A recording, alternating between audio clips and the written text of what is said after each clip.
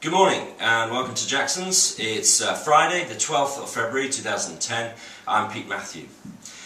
You know, being an Englishman, every morning I wake up and thank God that I wasn't born French, or German for that matter.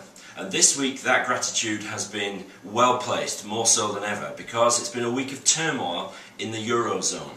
Fears about the Greek economy and the Greek sovereign debt situation have pervaded the news all week, and yesterday a meeting of the 27 Eurozone states culminated in a, for some, not strong enough support of the Greek economy and the Greeks in their getting out of the state that they're in.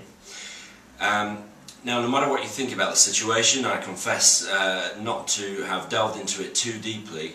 What has come out of it is yet more volatility in stock markets, and this seems to be a pattern for 2010 already. We're only 6 weeks in, but we think it's likely to continue. You see, the markets, just since their recent high on the 11th of January, are now down 8%. That's the FTSE 100, is down 8% in that time. Now that's a big drop in really just exactly a month. But we think that's going to be the pattern for 2010. Not that they will go down constantly, but that it's going to be volatile, that markets will jump around. So it doesn't take much these days to spook markets. But as we look ahead at the year, certain factors are bound to come into play. Over the last year and a half, there have been massive efforts by governments to support their own economies. So in our case, things like quantitative easing, the printing of money to boost money supply in the economy. And also across the world, interest rates are historically low. Now at some point, these measures will have to be reined in. Interest rates will have to rise. Quantitative easing will have to be wound back in. And when that begins to happen, or if there's any suggestion of that beginning to happen, then markets get spooked. Now those things will happen, but they will be withdrawn very, very slowly.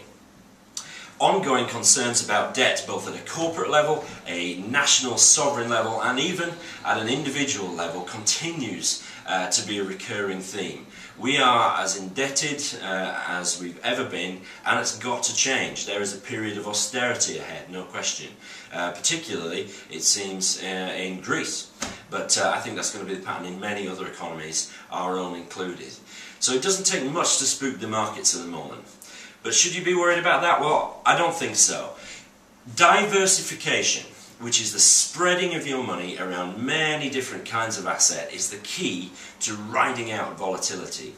So, if you had all your money in Eurozone assets this week, you would have had an even worse week, because just yesterday, after this meeting ended, perhaps not as well as some economists would have hoped, just yesterday the euro dropped 0.9%, nearly 1% against the dollar, which means that if all your assets are in euro funds and stocks, you had a pretty bad day.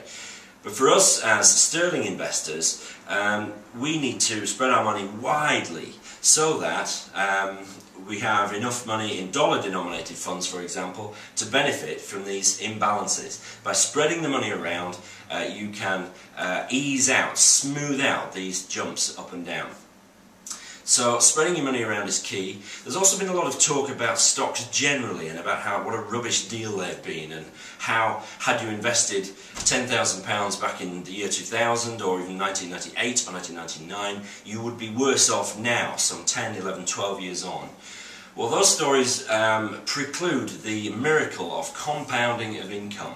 See, stocks and shares and funds produce an income, and if you take that income and spend it, then you are left just with the capital of your investments. It's a little bit like if you have money in the bank and you spend the interest, you will have the same amount of money in your bank account at the end of the year as you had at the beginning. And the same goes for stocks, whereas if you roll up that income and buy more stocks as the income is produced, then the compounding effect of that means not only do you smooth out, again, the ups and downs of the market, but if you factor that in over the last 10, 11, 12 years, you would indeed be better off now than you would have been in the year 2000. So income is an incredibly powerful part of long-term investing and shouldn't be discounted. So make sure you've got some income producing funds and stocks in your portfolios. So that's the end of the commentary really. It's been an interesting week. let's hope for a smoother week next week, and perhaps some rises in the stock markets to make us all feel better. Just a quick heads up though, I'm working on something called Meaningful Money, which is going to be a sister website to the Jacksons site, and will be some basic how-tos of financial planning.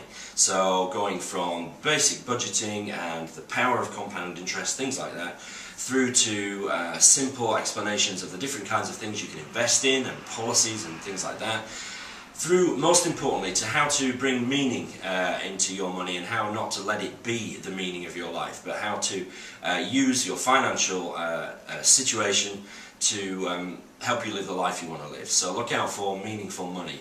It's going to be quite a big project. It's no doubt take me most of the year, but I'll give you further heads up in this place before too long.